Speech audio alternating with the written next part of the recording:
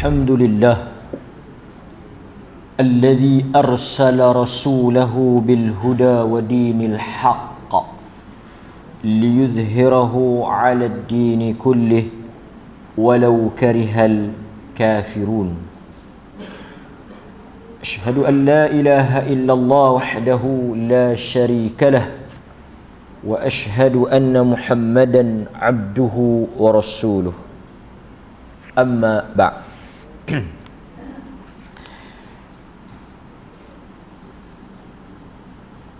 عن ابن عباس قال, daripada Ibnu Abbas, Abdullah Ibnu Abbas, qal, katanya,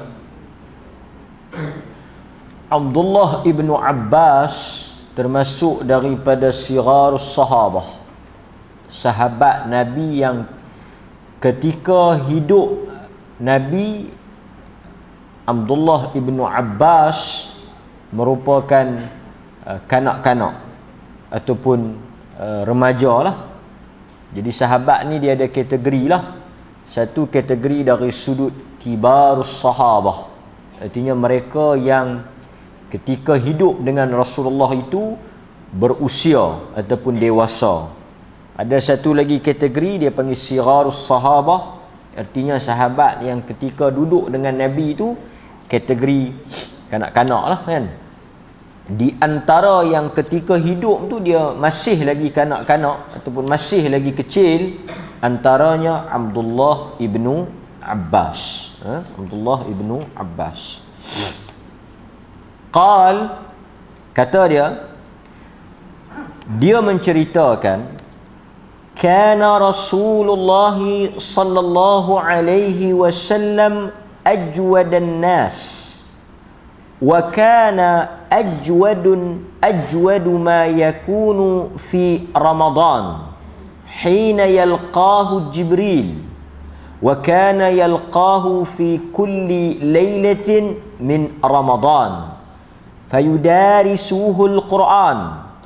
Fala Rasulullah sallallahu alaihi wasallam ajwadu bil khair min ar-rih al-mursalah.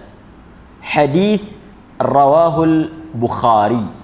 Hadis yang diriwayatkan oleh Al-Imam Al-Bukhari. Jadi hadis yang kita baca pada malam ini adalah hadis yang direkodkan ataupun diriwayatkan oleh Al-Imam Al-Bukhari di dalam sahihnya. Apa maksud hadis ni? Kata Ibnu Abbas, adalah Rasulullah, artinya dia menceritakan tentang sifat Rasulullah. Ini termasuk daripada sunnah fi'liyah, artinya perbuatan ataupun sifat perangai yang ada pada Nabi. Satu sahabat cerita perkataan yang keluar daripada mulut Nabi, yang diucapkan oleh Nabi. Qauliyah dia panggil. Sunnah qauliyah. Sunnah dari sudut perkataan yang Nabi ucap. Satu lagi benda yang sahabat riwayat Nabi, perbuatan Nabi, fi'liyah. Apa yang Nabi buat, bagaimana perangai ataupun kelakuan Nabi, tindakan Nabi, itu dia panggil perbuatan lah kan. Termasuk juga sunnah ini akhlak kan, dan juga sifat tubuh Nabi sallallahu alaihi wasallam. Jadi yang ni bukan Nabi yang sebut, tetapi disebut oleh Ibnu Abbas tentang sifat Nabi sallallahu alaihi wasallam. Apakah sifat itu? Kata Ibnu Abbas, Nabi ini orangnya ajwadan nas, manusia yang ajwad. Mungkin ada orang nama Ajwad kan? Ada orang nama Ajwad, Muhammad Ajwad dan sebagainya. Ajwad artinya amat pemurah. ajwadan nas, manusia yang paling pemurah. Ajwad ni kalau ikut perkataan Arab, dia macam akbar lah. Kan? Besar, kabir. Kabir tu besar. Tapi kalau akbar, apa dia? Kita terjemah apa? Maha besar. Nah, paling besar lah. Dia panggil dalam bahasa Arab ismun tafdil. Artinya sesuatu yang amat sangatlah. Ajwadan nas. Cuma ajwad ni kalau kita tengok dari sudut perkataan Arab, dia mempunyai banyak makna lah kalau kita nak translate dalam bahasa kita. Pemurah Nabi ni bila Ibnu Abbas gunakan perkataan ajwad untuk menggambarkan diri Nabi tu, untuk menceritakan Nabi tu pemurah. Sebab pemurah dalam bahasa Arab ni banyak lagi perkataan-perkataan yang boleh digunakan. Antaranya boleh juga digunakan seperti perkataan kalau kita tengok dalam bahasa Arab juga membawa maksud yang sama, membawa maksud pemurah. Seperti perkataan sakhawah. Juga kalau kita terjemah pemurah. Tetapi ajwad ni kalau nak boleh kita cerita apa makna yang sesuai, satu, pemurah dengan erti kata memberi tanpa diminta. Artinya pemurah Nabi ni, dia tak tunggu orang minta, dia bagi dulu. Itu boleh juga kita fahami dengan perkataan ajwad. Ajwad itu artinya pemurah itu, seseorang yang ajwad itu seorang yang jud, seorang yang pemurah itu artinya dalam erti kata satu orang dia pemurah, tapi dia kena tunggu orang pergi minta. Dia kena tunggu orang habang. Kalau orang tak minta, orang tak habang, orang tak mai jumpa dia, pakai dia tak bagilah. Kalau pergi jumpa tak bagi, yang tu kedekut. Tapi orang macam ni, dia ni hang kena pergi habang. Hang kena pergi cerita dekat dia. Ada Nabi dah. Nabi ni dia bagi tanpa perlu diminta. Dia tanpa perlu diminta. Kalau tak minta pun dia bagi, tambah yang tak, kalau hak yang tak minta dia bagi, kalau minta lagi-lagi dia bagilah. Saya dah baca contoh hadis, saya dah baca. Artinya tu satu style Nabi. Artinya kalau tuan-tuan nak mencontohi kepemurahan, generousnya Nabi ni, tuan-tuan kena train sampai kepada suatu maqam, sampai kepada suatu level tak perlu orang minta. Sebab pasal apa tuan-tuan? Al-Quran apabila menceritakan tentang sifat orang miskin, Quran mengatakan bahawa orang miskin dia tidak meminta-minta, tetapi dia dikenali.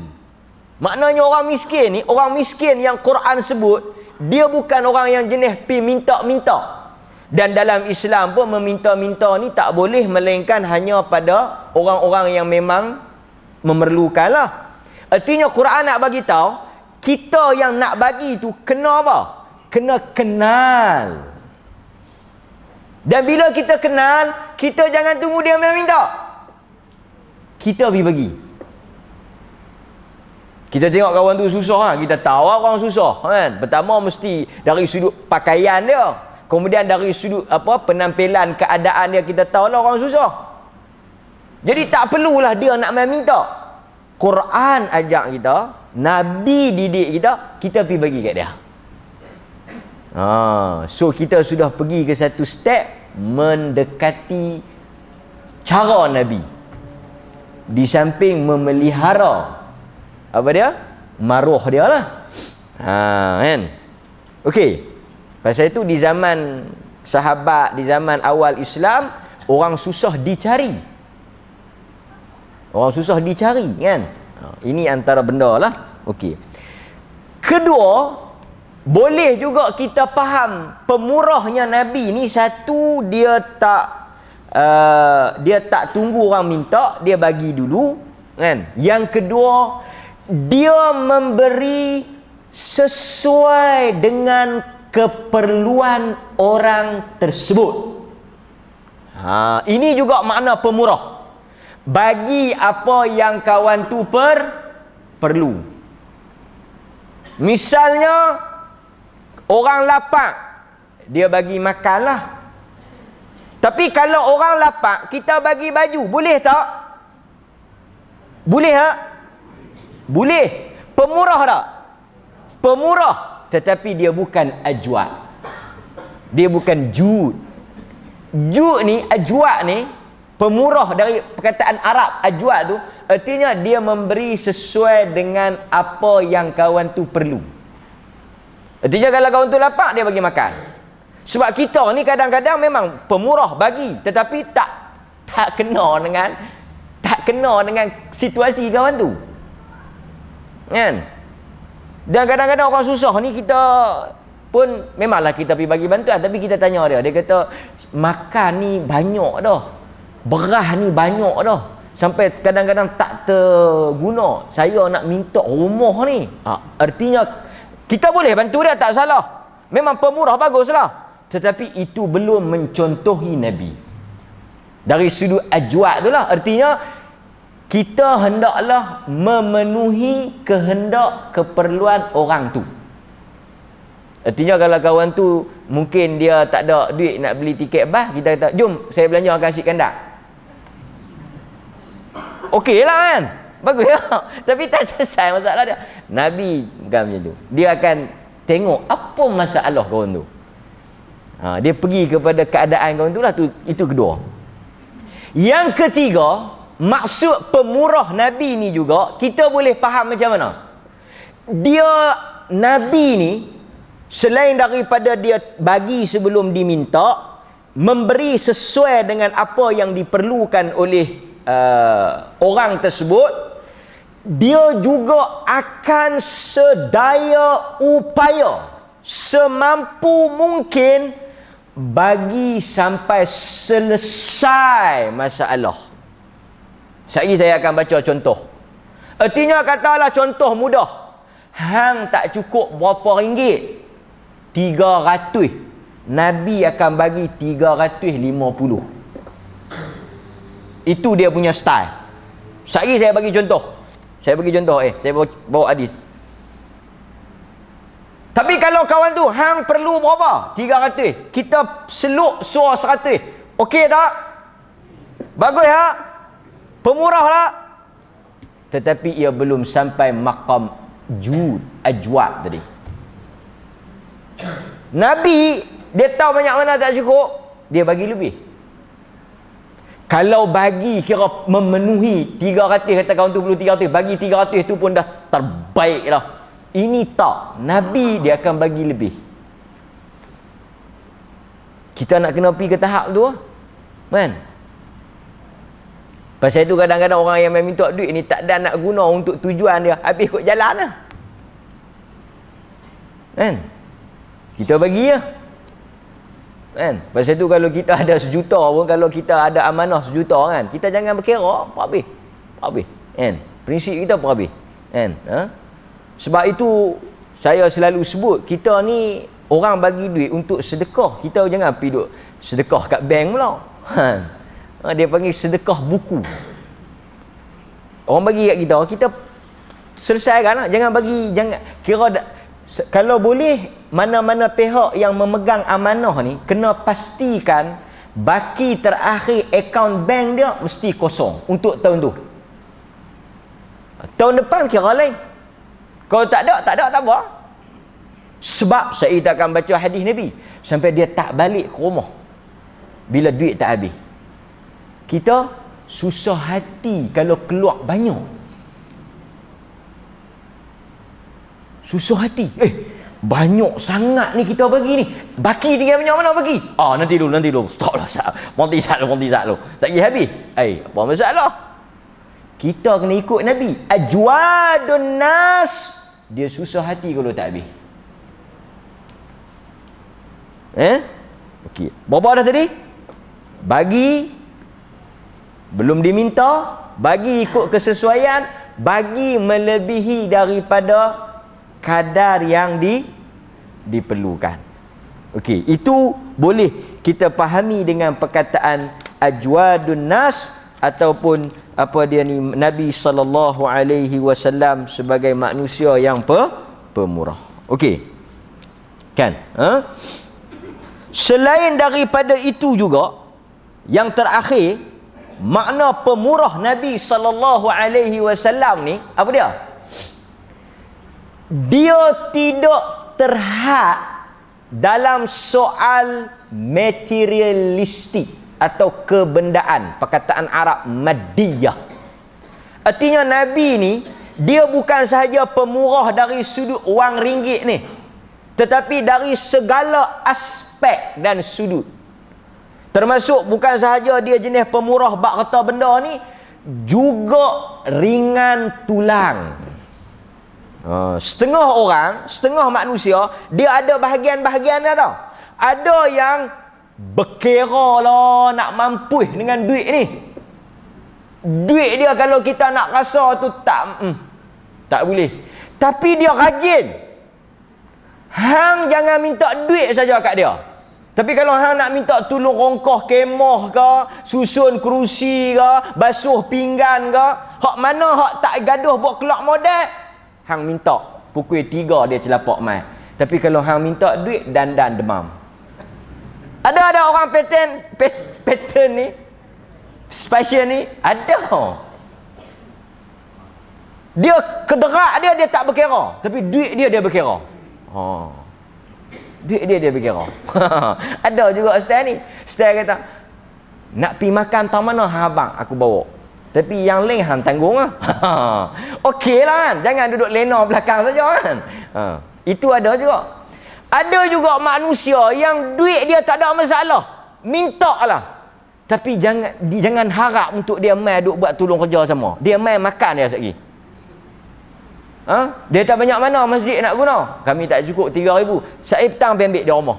Tapi dia nak mai angkut kerusi, apa ni, buat kemah ke, buat dia jadi gedahak ni, tak clear. Sekali dia mai. Hak ni yang kita perlu. Kalaulah orang tanya hak mana yang perlu, pasal tenaga boleh dibeli. Duit kalau mai ramai nak buat kerja, modal tak ada, ngangok.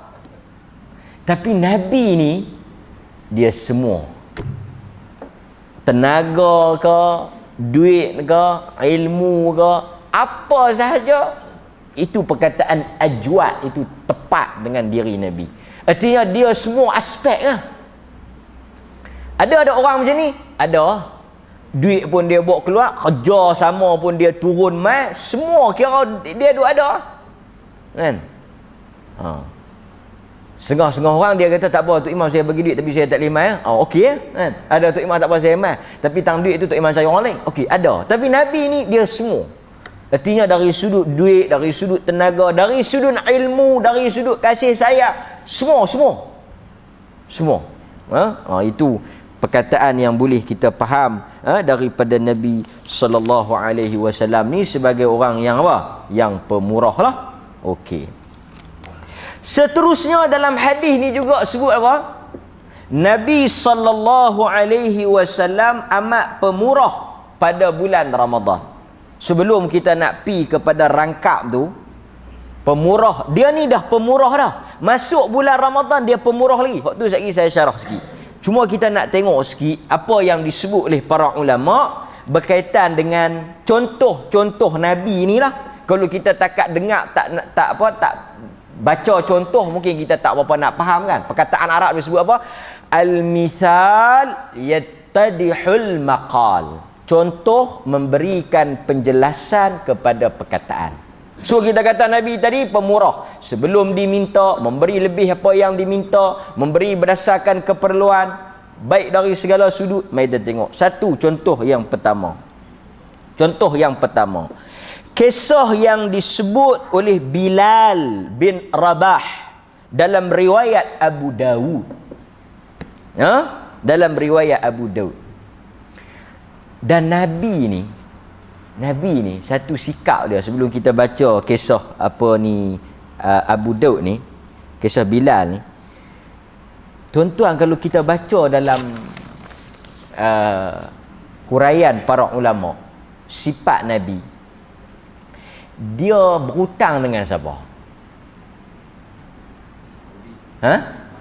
Dia berhutang dengan Yahudi. Ulama kata Nabi ni bila dia nak pinjam, dia nak tuan-tuan pun faham, Nabi ni bukan orang kaya. Dia pun tak ada harta banyak kan, sampai dia wafat pun tak ada apa yang dia tinggal, hingga dia meninggalkan hutang. Dia meninggalkan baju besi yang tergadai dengan satu orang Yahudi, seperti mana yang dalam riwayat Bukhari.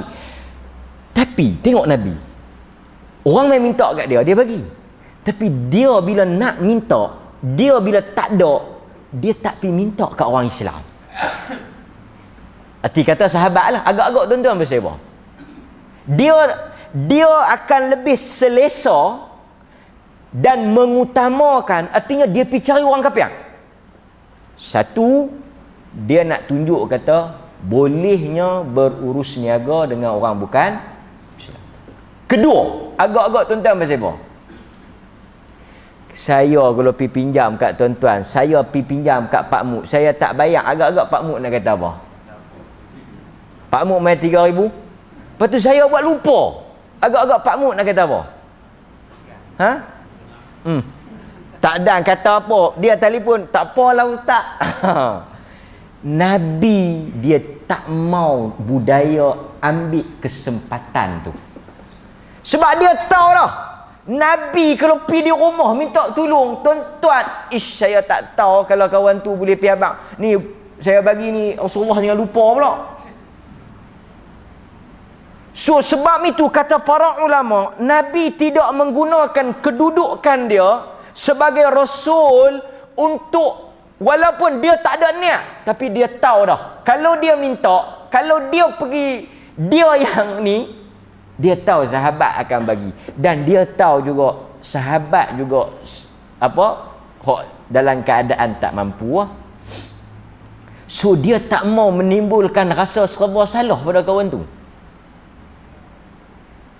So biar dia pergi berkira dengan orang kafir tak apa.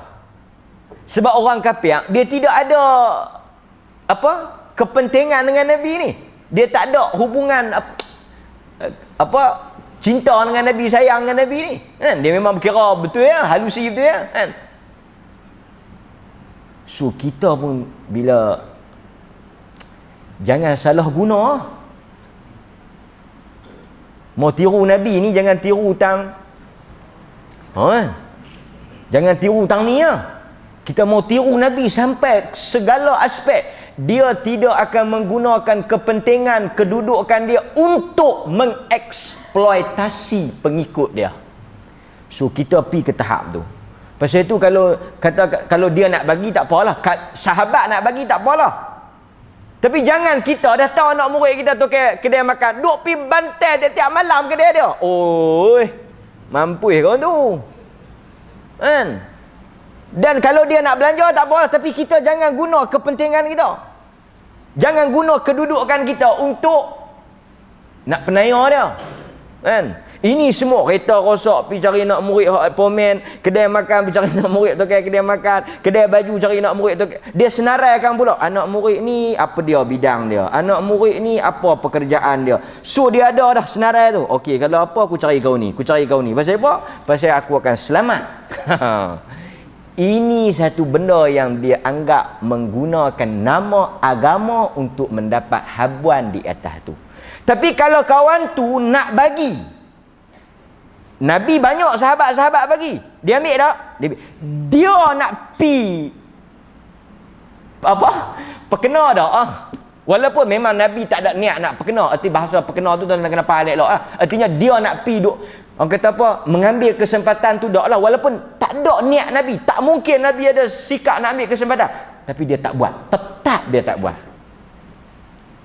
Maka kita manusia yang serba lemah, yang mungkin membuka ruang ambil kesempatan, elokkan.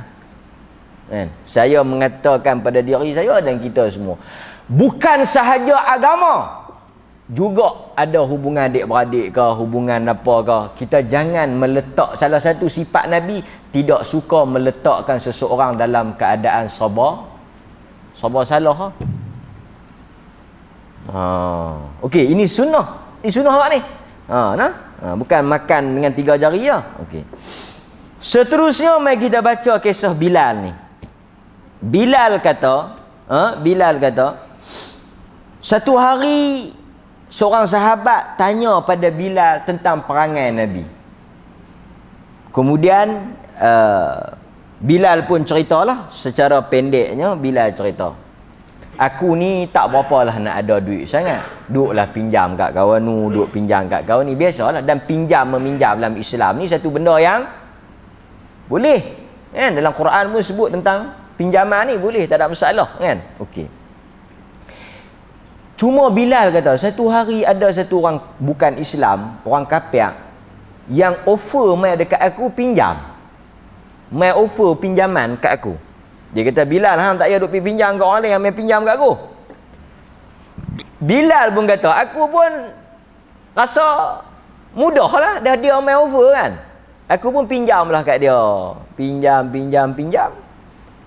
Satu hari orang bukan Islam ni, musyrik yang jadi apa kata pemiutang ni, mai jumpa aku. Pasal itu hutang ni kalau boleh kita elakkan lah kan. Tapi dia taklah salah. Dia kata, Bilal, berapa hari lagi nak cukup sebulan? Kan, selalu ujung bulan ni kita kena bayar kan. Ada 3-4 hari. Hang kena ingat lah. Hang jangan duk buat malu. Hang ada hutang aku. Dia sudah tekan Bilal lah. Dia tekan Bilal. Bilal dalam keadaan tak mampu nak bayar. Bilal kata, aku pun pi jumpa Nabi. Dalam maksud, bukan dia nak pinjam, tapi dia nak bagi satu, dia nak cerita masalah dia dan dia nak buat satu benda. Dia pi tu bukan nak pinjam kat Nabi. Pasal apa dia tak pi pinjam kat Nabi? Pasal dia pun tahu Nabi pun tak ada. Dia pi jumpa Nabi, dia kata apa? Ya Rasulullah, aku ni dah pinjam kat satu orang bukan Islam. Pendekkan cerita, aku tak mampu nak bayar lah. Dan dia dah ugut dan dia dah buat satu benda. Aku duk ingat kalau aku tak bayar saat ni, nama aku pun malu, nama Rasulullah pun malu, nama Islam pun malu. Pasal dia Bilal, dia muazzin kan. Aku ingat aku nak lari pergi satu tempat, lepas keadaan reda aku patah balik. Kalau aku duduk di sini, malu habis semua. Nabi kata, tak apalah, hang baliklah. Bilal pun kata, dia pun baliklah. Balik siap barang dia apa semualah, nak tuang pi ni kan. Tapi bukan dia nak lari bayar hutang, artinya dia nak pergi usaha, dia nak baliklah. Cuma kalau dia duduk di situ, keadaan kan jadi tak baik. Lepas daripada sembahyang subuh esok ni, Bilal kata dia pun duk nilah, malam tu dah ready semua dah. Esok subuh nak tuang lari lah kan. Nabi panggil dia. Nabi kata, Bilal, mari masuk, mari jumpa aku Ustaz. Kan? Dalam keadaan Nabi tak ada apa tu tuan-tuan. Wallahu a'lam, Allah Ta'ala tolong lah. Pasal itu kita kalau niat yang betul, Allah Subhanahu Wa Ta'ala akan pemudahkan urusan kita. Bilal masuk-masuk mai tu, dalam pekarangan masjid tu ada 4 ekor unta. Yang mana di atas setiap ekor unta itu tergantung di kiri dan kanan dia barang yang berharga. Dulu orang muat atas unta kan. Bilal pun tengok, siapa punya ni kan. Sampai 4 ekor penuh padat kan. Nabi kata, Bilal, hang pergi ambil 4-4 tu. Hang nampak tak tadi 4-4 ekor tadi ni? Hampi ambil, hampi bayar buang hutang kawan tu. Artinya malam tu Nabi pesah nak cari juga usaha untuk tolong Bilal. Dalam masa yang sama, Nabi tak sebut dekat Bilal. Kan? Bilal pun ambil pi bayar. Ambil pi bayar, lepas tu mai jumpa Nabi. Nabi kata, habis dah kau hang bayar? Habis dah, selesai dah. Ada tak lebih lagi? Nabi kata, yang tu ni cukai daripada tanah, daripada fada. Makna satu tempat milik Nabi, kemudian orang bayar cukai pada kerajaan lah. Jadi duit itulah bagi kat Bilal. Pasal Bilal perlu benda tu kan. Bilal kata, ada lagi. Ni cerita yang menarik lepas ni. Banyak ada lagi? Banyak. Lebih banyak. Nabi kata, pi bedok, pi cari siapa yang orang susah, pi cari siapa yang perlu, hang pi bagi. aku tidak akan balik ke rumah aku selagi mana harta ni belum selesai dibahagikan. Bilal kata, aku pun ambil yang lebih tu, pi cari orang. Pi cari orang yang perlu. Tanya hang nak ada nak bayar hutang ke apa ke? Manusia zaman tu hidup dengan Nabi, semuanya orang jujur. Pasal itu tuan-tuan, zaman Nabi macam mana kita tahu kata orang jujur? Satunya, tuan-tuan bisa dengar tak hadis harga shilling? Shilling ke shilling? Ni shilling ke shilling ni? Ha? Shi ke si? Shilling. Bisa dengar hadis tu? Depa mai dekat Nabi, depa kata apa? Ya Rasulullah, harga jadi mahal di market tu. Tolong buat satu harga tetap standard, maknanya orang tak boleh jual lebih pada harga ni. Nabi kata, aku tak boleh, pasal harga ni Allah Taala yang tentukan. Innallaha huwal musa'ir. Tuhan yang tentukan harga ni, aku tak boleh. Artinya harga ni tak boleh ditetapkan. Di zaman Umar, dia memperkenalkan harga siling. Artinya harga yang mesti diikut oleh peniaga. Ulama bincang, apa pasal Nabi tak tetapkan harga masa zaman dia? Ha? Sebab ketika itu peniaga-peniaga di zaman Nabi orang yang jujur. Artinya kenaikan harga itu bukanlah kerana penyelewengan, tetapi memang situasi dia macam tu. Tetapi selepas daripada itu, macam mana orang, tuan-tuan, macam mana harga barang boleh naik? Apabila peniaga simpan barang. Apabila permintaan tinggi, supply apa ni?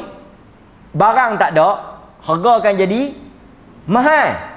Artinya yang jahat tu siapa? Yang buat bagi harga naik ni siapa? Peniaga. Benda tu ada, tapi peniaga simpan. Zaman Nabi, mereka tak buat perangai jahat ni. Artinya, kalau Nabi tetapkan harga, Nabi telah menganiaya peniaga. Nabi telah zalim. Pasal apa? Pasal mereka tak buat salah apa. Tiba-tiba Nabi pergi buat standard macam tu. Rugilah mereka. Beli mahal kena jual murah. Tak boleh jual mahal pasal Nabi dah letak harga tetap. Pasal tu Nabi tak letakkan harga tu. Nampak? Tapi zaman lah ni, yang banyak pembohongan, penyelewengan ni, maka bolehlah kerajaan letak. Nampak? Artinya di zaman Nabi orang jujur. Bilal pergi cari, tak ada siapa lah yang nak ambil. Semua tak berani ambil kalau bukan hak mereka. Balik mai. Nabi tanya, habis ke tak habis? Tak habis. Nabi kata, Bilal kata, Nabi tidur di masjid malam tu. Bilal sebut dalam hadis riwayat Abu Daud tu, Nabi tak balik sebab dia dah sebut tadi, kalau tak habis harta ini dibahagikan, aku tidak akan pulang kepada mana-mana rumah yang isteri dia lah, mana-mana isteri dia tak balik. Dan kata Bilal, sungguh oleh kerana harta tu tak habis, sikit lagi tak habis, dia tak balik.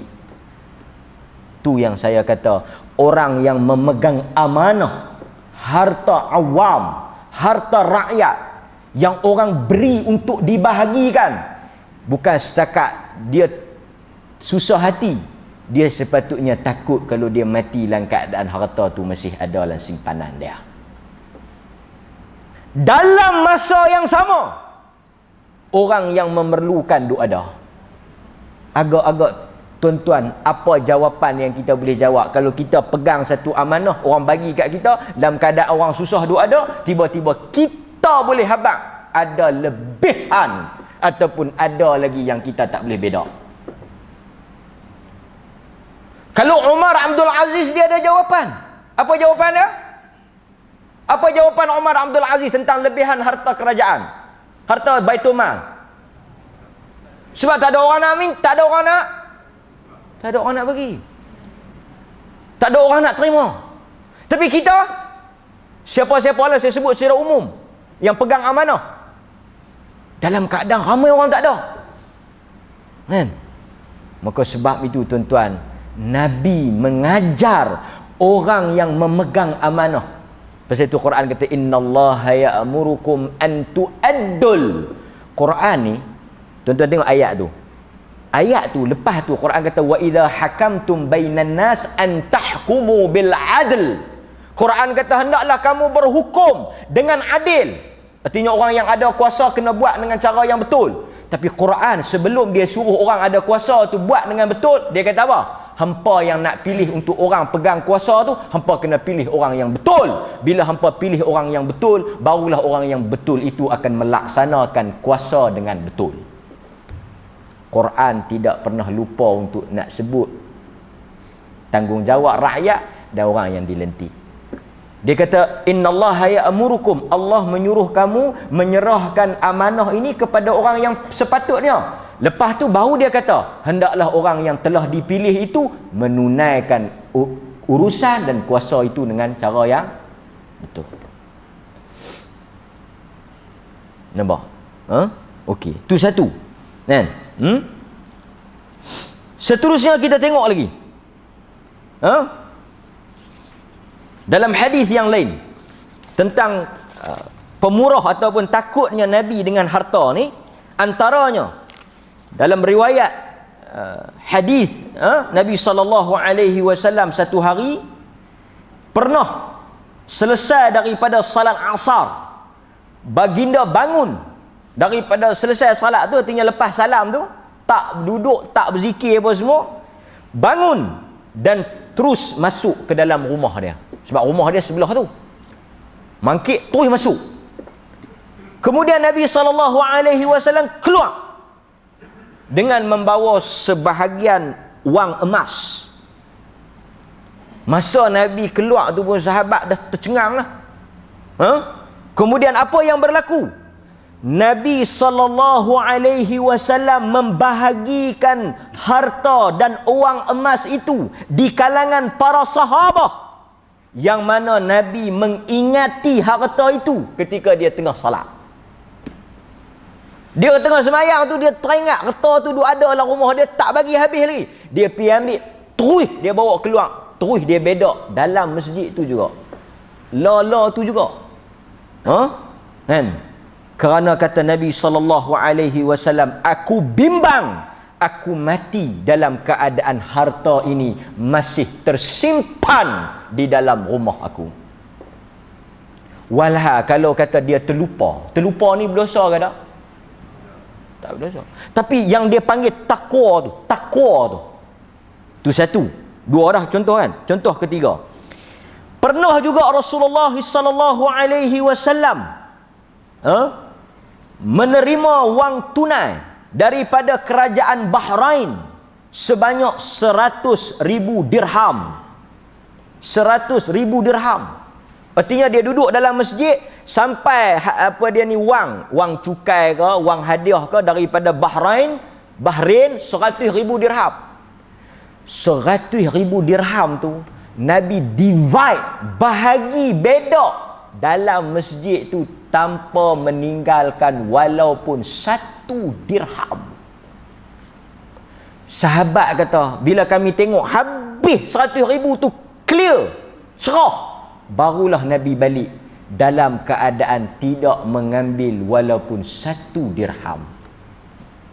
Kok Nabi nak taruh esok ke, nak taruh lusa ke, nak taruh tulat ke, nak ambil sikit beda dia ke apa ke. Tak, tuan. Tu, bimbang. Kan? Itu satu.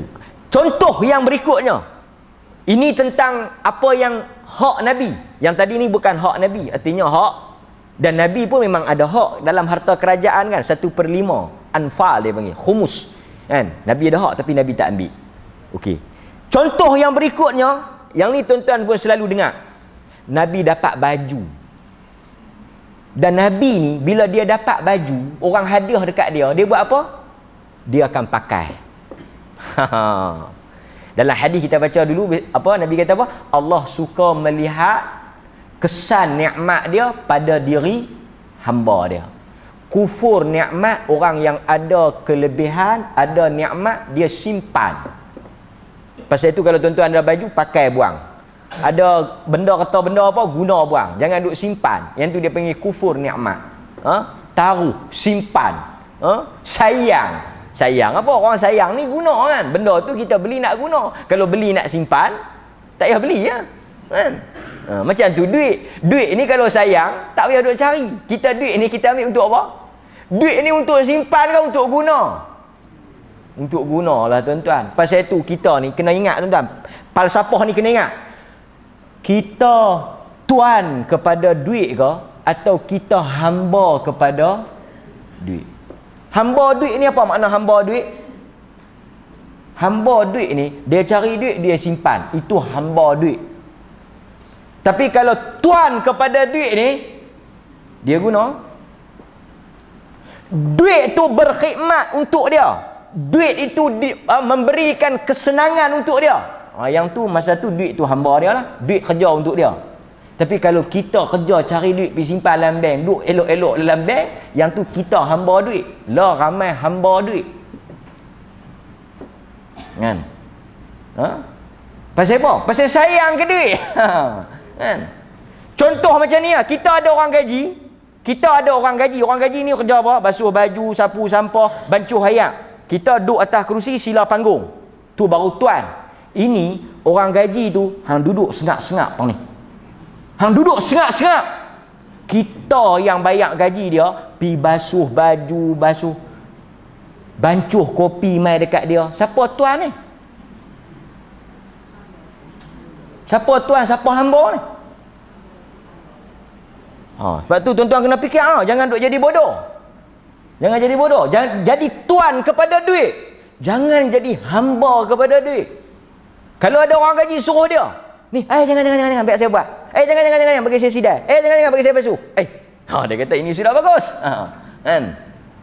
Itu satu benda saya nak peringat diri saya. Okey. So Nabi ni dia dapat baju dia pakailah. Dia pakai. Intinya kalau baju cantik, baju mahal apa tak salah lah orang bagi kita ambil hadiah kan. Ambil. Adalah sahabat teringin. Dia kata cantik baju ni. Kalau bagi kat dia pun bagus juga. Dalam hadis ni kata Nabi masuklah rumah pi tukang. Pakai baju besok, ambil baju tu lipat pi bagi kat kawan tu. Sahabat lain marah, hang dah tahu perangai Nabi, hang dah tahu Nabi ni tak boleh orang minta, tak boleh orang bagi tahu hajat. Yang hang pi duk jahat, pi duduk apa arti kata marahlah pasal apa yang hang pi duk sebut benda macam tu. Nabi mesti bagi memang. Tuan-tuan, kita kata kita ikut sunnah, kita kata kita cinta, kita kata kita ni kadang-kadang kata-kata kita tu cantik, tauladan, qudwah, uswah, apa yang kita tak buh, slogan sampai tak tahu nak buh slogan apa dah. Rasulullah contoh terbaik, ikutan terbaik, qudwah. Habis Melayu buh Arab pula, habis Arab buh orang putih pula, perkataan sama. Tahun ni Rasulullah contoh terbaik, tahun depan Rasulullah qudwah terbaik, tahun pula Rasulullah role model terbaik. Tetapi bila mai kepada praktikal, amali, kita fill in the blank. Kita nak sampai, boleh tak kita sampai ke tahap tu? Boleh tak kita sampai ke tahap tu? Boleh. Pasal Nabi dengan kita level dia sama. Level apa? Level apa? Manusia. Dia manusia, kita manusia. Kalau dia boleh memberikan benda yang paling dia sayang, kita manusia yang ada sifat, Nabi juga ada perasaan sayang, perasaan cinta, dia boleh lawan perasaan tu, kita manusia juga boleh. Yang kita tak boleh dengan Nabi ni satu ya, Jibril mai bagi wahyu, hak tu kita tak boleh. Tapi lain pada tu kita boleh Ya, menikah lebih tak boleh. Saya terlupa bab menikah lebih tu. Saya bab menikah ni lupa. Okey, saya nak bagi taunya, tuan-tuan, apa maksud saya? Bila kita mendengar hadis Nabi, kita kena tanam dalam minda kita, dia bukan dibaca untuk didengar, dia bukan baca untuk ditajuk, untuk wah, tu dia. Dia bukan takat tu, tetapi dia dibaca untuk diamalkan. Kita kena ada sikap tu, kita kena ada mindset dalam kepala otak kita, mai dengar hadis untuk buat. Takat duk sembang, hang dengar semalam, tu dia Nabi, sakan Nabi. Lepas tu hang, aku tak tahulah, duk tu. Tapi kita mai tu, pasal tu mengaji ni, Kan tu imam baca tadi dalam khutbah kan. Hadis Abu Barzah Al-Aslami riwayat Al-Tirmizi, Tirmizi hadis tu hasan sahih. Wa yus'al an ilmihi fima fa'al. Dan Tuhan akan bertanya ilmu yang kamu perolehi itu apa yang kamu lakukan. Ilmu apa? Hadis lah. Kita dengar Nabi buat, adakah kita cuba buat? Kalau kita tak boleh pergi sampai ke tahap tu, tak boleh nak lawan, kita mungkin bagi sesuatu yang baik jugalah, kan? Okey. So sahabat tu bagi tak? Bagi, kan? Bagi. Kemudian Nabi SAW kata dalam hadis ni, dia melebihi kepemurahannya pada bulan Ramadan. Okey, apa yang kita nak syarah tentang ayat ni? Okey tuan-tuan, Nabi ni dia memang pemurah lah. Bila dia masuk bulan Ramadan, dia semakin pemurah. Okey, poin dia Ramadan. Apa ulasan para ulama tentang poin Ramadan? Menunjukkan bahawa dalam Islam adanya konsep masa, tempat dan juga keadaan yang perlu diberi perhatian. Nampak? Bila Nabi ni dia semangat, dia ni pemurah, bulan lain pun pemurah, tapi bulan Ramadan dia lebih. Artinya Nabi nak cuba hint tau, nak mengisyaratkan supaya kita orang Islam ni kena faham satu konsep yang Tuhan buat. Apa dia? Hampa kena perhati tang mana masa yang lebih, tang mana waktu yang terbaik, tang mana tempat yang lebih, tang mana keadaan yang terbaik. Artinya ada keadaan-keadaan yang kita nak kena ambil berat. Seperti dalam Islam kita ada konsep masa. Masa yang terbaik kita sedekah, masa waktu susah. Waktu senang boleh, tapi terbaiknya waktu susah. Bila kita nak bagi sedekah, bulan Ramadan lebih baik pada bulan lain. Bulan lain pun boleh, tapi ini konsep apa? Konsep masa itu memberi kesan kepada nilai pahala yang kita dapat. So orang beriman dia cerdik. Artinya dia akan timing elok lah. Dia akan susun bagi elok lah. Tang mana dia nak bagi, bila dia nak bagi, dekat siapa dia nak bagi. Sebab semua itu ada kesan dia. Bagi pada adik-beradik lain dengan bagi pada orang luar asing. Bagi pada bulan Ramadan lain pada bulan Syawal. Bagi dalam keadaan kita tak berapa nak ada, lain dalam bagi keadaan kita senang. Semua tu lain. Maka sebab itu ahli sunnati wal jamaah menekankan benda ini. Sebab itu para ulama tulis kitab seperti Ibnu Rajab Al-Hambali, kitab dia Lataiful Ma'arif, kitab tentang menerangkan tentang kelebihan-kelebihan amalan yang dilakukan pada bulan-bulan tertentu. Tujuan dia apa? Supaya kita tahu tang mana kita nak pulun, tang mana kita nak melebihkan amal ibadat, apa yang kita nak buat. Jadi kita bukan boleh semua ni sama ya, bagi waktu bila sama ya. Kerana ada pahaman tu.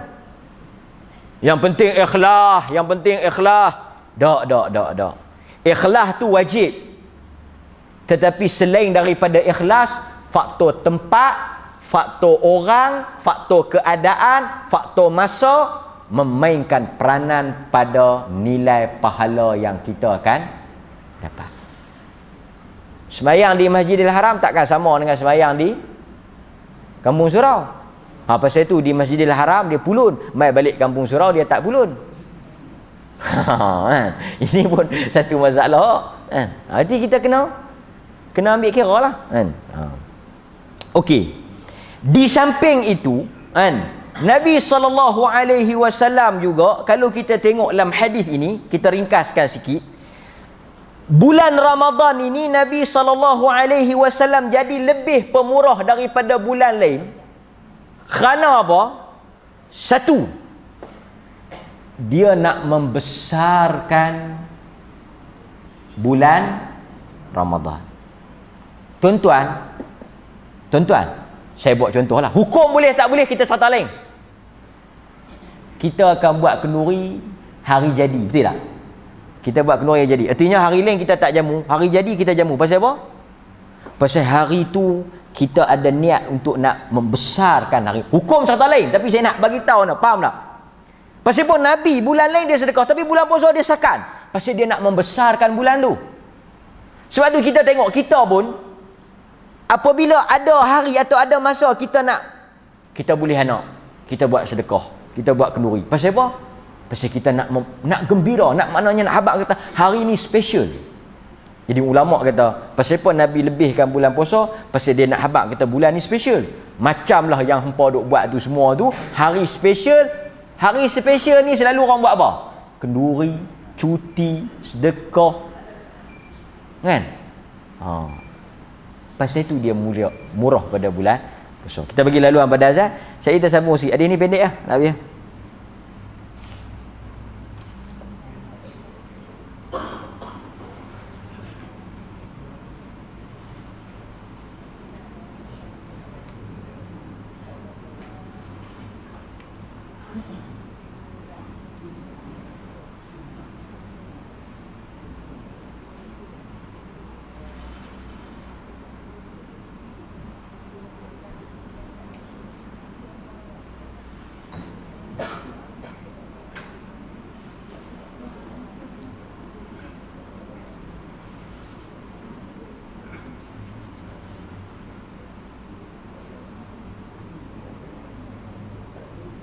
Allahu Akbar.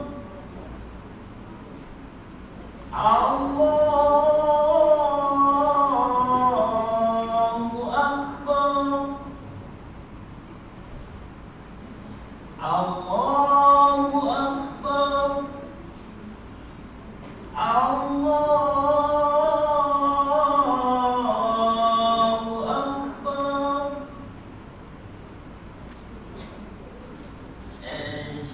Ashhadu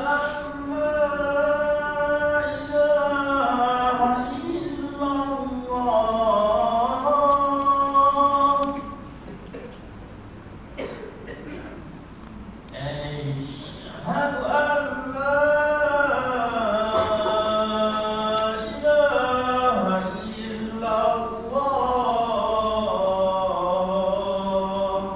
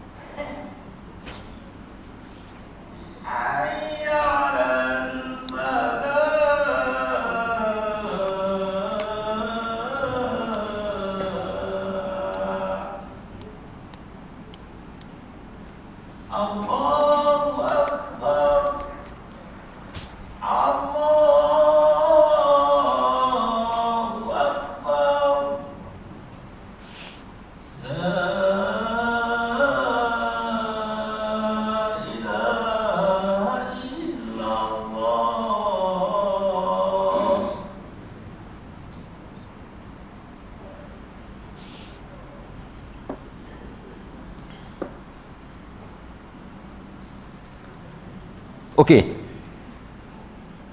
Dan kenapa Nabi ni lebih permurah pada bulan Ramadan? Lebih maknanya memang pemurah dah lah. Kita ni tunggu bulan puasa. Bukanlah makna tunggu bulan puasa. Bulan lain pun duk bagi dah. Mai bulan puasa ni dia sakan lagi. Double kan? Maknanya berkali ganda lah. Kerana faktor Jibril. Bulan puasa ni Nabi banyak duduk dengan siapa? Duduk dengan Jibril. Nampak ulama cuba nak kaitkan tu. Sebab manusia ni dia punya kesan yang mempengaruhi sikap dia siapa? Kawan, bukan bini. Kawan tau. Pasal itu Nabi kata apa? Al-mar'u ala dini khalilih. Agama seseorang itu dilihat kepada agama kawan dia. Jadi pengaruh duk dekat dengan Jibril, berdamping dengan Jibril. Jibril kan duk main tiap-tiap malam tadarus dengan Nabi. Malam lain tak main. Malam Ramadan saja dia main. Cuma tahun yang Nabi nak wafat tu 2 kali dia main. Jadi ulama kata Jibril malaikat, sifat malaikat dia tak ada hawa ke dunia ni. Dia tak ada keinginan pada dunia. Sifat itu menyerap masuk mai ke Nabi. Sebab itu Nabi pun jadi tak heran ke dunia. Kesan daripada berdamping dengan Jibril. Kita ni kalau duduk dengan orang baik-baik, macam Nabi kata lah hadis Bukhari lah, macam minyak wangi. Saya tertarik dengan nak kongsi dengan tuan-tuan lah. Kalau tuan-tuan boleh faham, memang cantik lah. Al-Imam Al-Qurtubi rahimahullahu ta'ala. Qurtubi ni ulama' tafsir lah. Ibnu Kathir, At-Tabari, Al-Qurtubi. Ini ulama' tafsir. Maknanya mereka yang tafsir Quran ni. Kan, yang tulis tafsir ni. Yang terkenal Ibnu Kathir, At-Tabari. Ibnu Kathir ni pasal tafsir yang terbaik dari sudut tafsir tu. Pasal dia tafsir dengan hadis. Dia makna tafsir dia tu memang tak ada benda-benda yang bermasalah lah. Tafsir yang bersih lah. At-Tabari terkenal pasal dia orang pertama tulis tafsir. Orang pertama tulis tafsir Al-Imam At-Tabari. Okey, Al-Qurtubi ni pun antara yang terkenal. Dia kata apa tau? Dia kata kedudukan kawan, teman ni bukan kita, kalau kita nak tahu, kita ni pilih kawan lah, tolonglah. Kawan artinya kawan baik, kawan rapat lah. Dia kata cuba tengok Ashabul Kahfi. Ashabul Kahfi cerita di antara teman, kawan, sahabat kepada Ashabul Kahfi, 7 orang pemuda ni siapa? Anjing. Anjing tu disebut dalam Quran, dimuliakan oleh Quran, dan peranan dia itu disebut bersama-sama dengan Ashabul Kahfi, walaupun dia tu menatang yang memang tak elok lah kan. Dalam syariat kita pun dianggap najis, tetapi oleh kerana dia jadi anjing Ashabul Kahfi, terus mulia. Sebab tu jadi anjing ni kadang-kadang mulia tak? Tengok anjing siapa? Perkataan ni boleh jadi falsafah kan? Contoh mudah ya kan? Kucing biasa ya. Tapi kalau orang yang bela dia tu sakan, ni kucing siapa ni? Ni kucing Nabi. Kan? So dia mulia tu bukan kerana dia tu anjing, tapi dia mulia itu kerana teman dia Ashabul. Qurtubi kata kalau anjing pun jadi mulia kawan dengan Ashabul Kahfi, kalau manusia pergi berkawan, takkanlah manusia tak boleh jadi mulia dan tak boleh jadi baik seperti mana anjing tu dapat benefit, faedah kerana pergi berkawan dengan Ashabul Kahfi. Kesan kawan tu membentuk manusia kan? Pasal itu dalam hadis Allah bila nak pilih yang nak berkawan dengan Nabi ni, Allah melihat hati-hati sahabat lah. Allah melihat hati-hati sahabat dan barulah dipilih untuk berteman dengan siapa yang menjadi sahabat. Okey. Kan? Di samping kenapa Nabi murah pada bulan Ramadan, kerana bulan tu dilipat gandakan pahala kan. Biasalah. Okey, seterusnya lah hadis ni juga sebut, kita nak habis dah ni. Jibril turun tadarus.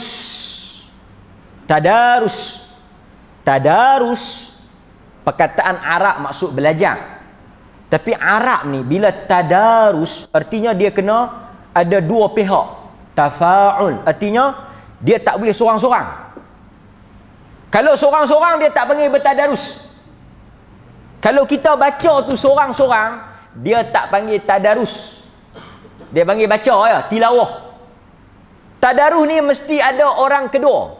Sebab apa makna tadarus? Belajar. Kalau baca seorang-seorang nak belajar apa? Kan?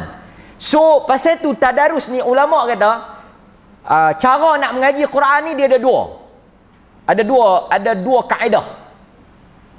Satu, tok guru baca. Tok guru baca. Artinya nak tadarus ni tak bolehlah hang iqra' berapa? Iqra' 1 tapi muka surat 40. Hang aku iqra' 1 tapi muka surat 20. Sama-sama iqra' tak boleh tadarus. Bau doan in un ban bin pun dia korang-korang mau hak yang seorang lagi tu teror lah. Pasal nak jadi tok guru, kalau tok guru sama-sama kan.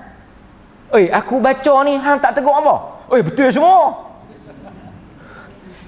Hang baca pula. Oi, aku pun betul semua. Yang ni yang lepas 1 berapa? 2. Lepas 2 3. Lepas 3 entam sajalah untuk hang, entam sajalah untuk aku. Eloklah tok guru dengan anak murid. So tok guru ni dia kena cerdik lebih sikitlah. Okey, tu tadarus. Prinsip dia. Sebab tok guru baca, anak murid dengar. Bacaan yang betul, dia perhati, dia baca. Tu kaedah pertama. Kalau tak mau tok guru baca, anak murid baca, tok guru dengar. Anak murid baca, tok guru dengar, tok guru akan berbetul lah. Kalau tok guru baca, anak murid dengar, dia akan boleh tengok bacaan yang betul. Tapi yang orang kita duk buat tadarus ni, dia tak jadi tadarus, dia jadi takalut. Nah, ni perkataan baru. Arab pun tak, Melayu pun tak. Takalut ni apa? Baca. Indon kata apa tahu? Bacaan ramai-ramai dengan dikomondoi. Oh. Tu perkataan Indon tu. Dikomondoi oleh seseorang. Betul. Daripada perkataan komando, dikomondoi tu artinya ada khalifah. Kita pun tak tahu. Dan yang duduk dalam grup ni macam-macam marhalah tak? Pasal tu saya kata kebanyakannya boleh buah hujung lah. Mursalulun. Lepas tu dia tunjuk ikut dan lah. Sadaqallahul azim. Dia baca ayat tu, orang langkau dah ayat ni, dia pun langkau ayat tu. Pasal tu ini bukan tadarus. Pasal tu tadarus dia mesti apa? Dia mesti ada orang belajarlah dan janganlah kita duk gelut nak khatam. Itu bukan Ramadan tadarus. Dia bukan nak pergi kepada khatam ni, dia bukan liga perdana. Dan lagi satu orang kita ni, makna khatam tau, khatam ni habis. Artinya dia baca daripada Fatihah ayat pertama sampai An-Nas ayat terakhir, baru dia nama khatam. Ini khatam kecoh. Hampa grup tu juzuk pertama. Hampa grup ni juzuk kedua. 30 orang, 30 grup, 30 juzuk. Tapi bila khatam semua. Hang khatam apa? Hang baca juzuk pertama Khatam juzuk pertama betul. Lepas tu buat majlis. Orang kita ni dia celapak tang majlis tu. Pasal tu dia jangan kalut khatam. Tadarus. Takat mana dandan lah. Kalaulah tak habis pun bulan Ramadan tu, perhabis bulan lain. Dia tak boleh dah kalau tak habis bulan ni, kena Ramadan pula tu baru nak perhabis. Senok. Appendix, tempat tak appendix tu. Maka konsep-konsep tadarus kita ni nak kena. Dan dia kena mesti talaqi. Quran ni dia mesti talaqi, ni mesti syafawi, mesti kita pergi dengar. Quran ni dia tak boleh teori. Dia tak boleh huruf-huruf isti'la mestilah angkat, huruf-huruf istifal mestilah rendah. Dia tak boleh. Quran ni pasal tu Jibril mai. Jibril mai, lutut bertemu lutut. Tu nak habang kata nak mengaji Quran ni kena ada tok guru. Ngaji lain pun kena ada tok guru lah kan. Tapi mengaji Quran ni dia lain. Jibril mai. Artinya dia kena mesti ada guru. Baru ni depa duk tanya hak bunyi hak tekan bunyi tu saya tak tahu lah. Sakala lah. Siapakah guru anda? Abdul Rahman Sudais. Bila yang duk pergi mengaji kan dia? Tak, saya beli tunjuk tu. Wallahu a'lam, ulama kata bolehlah. Sebab apa? Pasal dia ada juga suara tu kan. Cuma masalahnya belajar ni dia mesti ada tashih. Dia mesti betul. Kalau kita dengar dia okeylah. Kalau kita salah, hak tu bukan boleh. Ni kan, carilah guru. Dan satu masalah kita ni berkira dengan guru Quran ni. Satu budaya tak elok. Kalau hak anak tuition ni, pasal tu kalau kita bukanlah masalah. Tak boleh. Kita buat percuma. Tapi percuma orang mau. Bayang ni kalau Quran ni orang kira sikit. Tuition 30, 40 orang boleh sanggup bayar tau. Tapi Quran berapa ustaz? 25. Apa sampai 25 ah? Ha? Tapi cuba orang tak pernah petikai tau. Kalau buat matematik ke, buat sains ke, orang tak petikai. Ini budaya yang orang tak pandang berat lah pada Quran ni kan. Okey. Tak apa, nanti kita pelan betul lah sikit-sikit. Okey, seterusnya Jibril main siang ke malam? Jibril main malam. Kata para ulama itu untuk menunjukkan bahawa Ramadan malamnya lebih besar ganjaran dan lebih besar fadilat dia berbanding siang. Nampak? Sebab itu ulama bincang tau. 10 Muharram, 10 hari dalam bulan Muharram dengan 10 hari dalam bulan Ramadan dengan 10 hari dalam bulan Zulhijjah. Dia ada 3 ni je. 10 hari bulan Zulhijjah, 10 hari bulan Muharram 1 sampai 10, hak mana yang paling hebat? Ulama kata based on night, berdasarkan ikut kalau malam Ramadan menang. Kalau 3 ni 10 hari dalam bulan Zulhijjah, 10 hari dalam bulan Muharram, 10 hari dalam bulan Ramadan, kalau tanya malam, kalau belah malam Ramadan menang. Tapi kalau tanya siang dan malam Muharram menang lah. Kan? Pasal apa yang ulama bincang? Pasal konsep tadi lah. Konsep masa memainkan peranan dalam ganjaran. Okey, seterusnya nak menunjukkan lagi apa? Nak menunjukkan bahawa sebaik-baik zikir adalah Al-Quran lah. Maknanya kalau tuan-tuan baca Quran tu, itulah afdal az-zikr. Zikir yang paling afdal. Zikir yang paling afdal baca Quran lah. Pasal itu orang tanya, ni nak tawah ni nak baca apa? Baca Quran lah. Dia kata tak ada doa-doa ni. Astaghfirullah. Kita suruh baca Quran, dia nak pergi cari hak lain. Adakah yang lebih mulia dan lebih afdal daripada Quran? Kalau nak baca hak lain tak apalah. Tapi kita kata hak lain pun dah masalah dia. Nak pergi esok, hari ni mai tanya. Nak kena ambil masa hafal. Quran dia dah ingat dah kan. Bacalah qul huwallah ke, qul a'udzu birabbil falaq ke kan. Dan kalau tuan-tuan dalam sehari dah baca Quran, tuan-tuan dianggap sebagai telah berzikir dengan sebaik-baik zikir. Apatah lagi lah ni macam-macam mai zikir, macam-macam mai doa, macam-macam mai wirid. Pasal tu kalau tuan-tuan tak ada duit nak beli buku zikir, tak ada duit nak beli buku doa, tak ada duit nak beli buku wirid, tuan-tuan beli Quran. Pasal apa? Pasal Quran ni dalam tu doa, dalam tu zikir, dalam tu wirid lah. Senang kan? Okey, wallahu a'lam.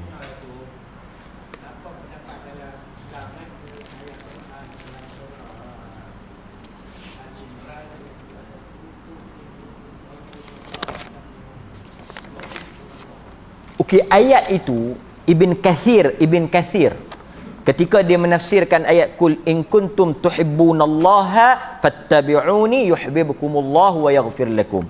Ayat tu Ibnu Kathir kata ayat yang menjadi bukti pemisah di antara orang yang mengaku cinta Nabi dengan orang yang mengaku cinta tapi tak ikut Nabi. Artinya ayat itu menjadi beza antara munafiq dengan mukmin. Artinya apa? Ayat itu meletakkan syarat untuk sah cinta, dia kena ikutlah. Untuk sah pengakuan kata dia cinta tu, dia kena ikut ittiba' dia bagi. Artinya kalau sekadar mengaku cinta tapi tak ada ittiba', dia seakan-akan munafik lah. Pasal iman dia kena ada proof, dia kena ada bukti. Pasal itu Nabi kata kullu ummati yadkhulunal jannah illa man aba. Semua daripada umat aku yang menjadi umat aku yang mengucap syahadah semua masuk syurga melainkan orang yang enggan. Waman ya'ba, siapa yang enggan? Siapakah golongan yang enggan tadi ni? Artinya golongan yang enggan ni tak masuk syurga. Nabi kata siapa yang taat pada Allah dan Rasul, artinya dia taat pada Allah dan dia ikut Rasul, artinya dia orang yang taat lah. Siapa yang derhaka pada Allah dan Rasul, artinya dia orang yang tidak masuk syurga. Artinya Nabi meletakkan masuk atau tidak itu pada ittiba'. Kan? Pasal itu cinta ni, tanda cinta ni apa? Ikutlah. Pasal itu kita ada 3. Ada orang dia cinta tapi dia tak ikut. Abu Talib. Abu Talib dia cinta tapi dia tak ikut. Dia dalam neraka. Ada yang ikut tapi tak cinta. Abdullah bin Ubay bin Salul. Dia ikut tapi dia tak cinta. Dia pun dalam neraka.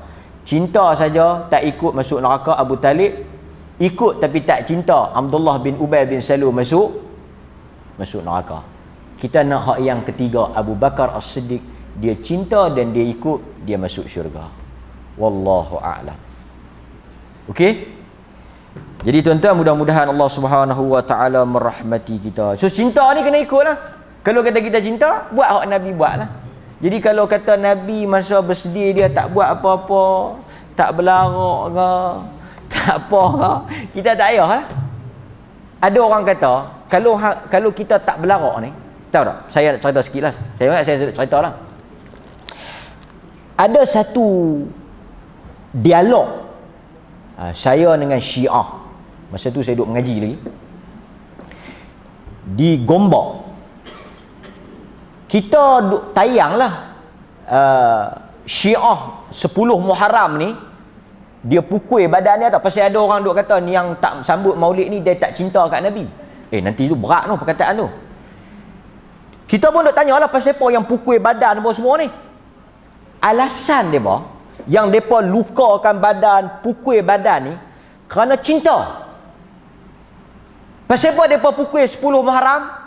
Hari itu hari terbunuhnya Sayyidina Husain ibn Ali di Karbala. Hari itu Sayyidina Husain dipancung, kepala dia dipotong. So mereka duk mengingati hari itu dan mereka cinta pada Sayyidina Ali. Kononnya cinta pada Sayyidina Ali, cinta pada Ahlul Bait untuk nak ekspresisasi, nak memzahirkan cinta tu. Mereka nak merasakan apa yang dirasai oleh Husain. Husain dibunuh, dicederakan. So kita ni cinta pada Husain, kena buktikan cinta kita. Kita kena rasa apa yang Husain rasa. Itu argument kepada hari Karbala tu yang tuan-tuan duk tengok buku tu. Depa tanya balik apa? Ahli sunnah kata cinta pada Ahlul Bait, cinta pada Sayyidina Husain, cinta pada keluarga Nabi. Apa bukti? Kami habaq dah, kami tunjuk dah bukti kami sayang, kami pukul badan kami pasal kami nak rasa. Kami nak rasa macam mana sakitnya Husain. Kami pun buat macam mana Husain kena.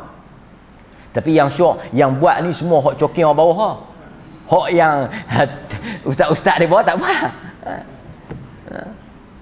Dia agama macam tu. Tuan-tuan tengok mana-mana agama pun yang duk kena bayar, yang duk kena berkorban anak murid. Tok guru, ustaz, pendeta, ulama, tok sami macam tu. Kan? Ini pasal tu Nabi bila dia mai dia tak buat perangai ni kan? Okey. So, apa kita punya hujah? Kalau nak kira dari sudut bukti, depa tu lebih kukuh lah, maknanya ada bukti. Saya nak tanya tuan-tuan sanggup tak? Sanggup, depa sanggup. Kita kata kita cinta, tapi kita cinta Husain dengan cara Husain. Kita cinta Husain dengan cara Husain suruh. Tapi hampa cinta Husin cara kepala otak hamba. Husin suruh buat macam tu tak? Tu yang suruh buat tu siapa? Akal dia apa? So pasal tu kita kata kita cinta Nabi tetapi dengan cara yang dia suruh. Kalau dia tak suruh kami tak buat. Itu tanda cinta. Cinta ni bukan pandai-pandai tau. Cinta ni ikut. Wallahu a'lam wa sallallahu ala nabiyyina Muhammad. Assalamualaikum warahmatullahi wabarakatuh.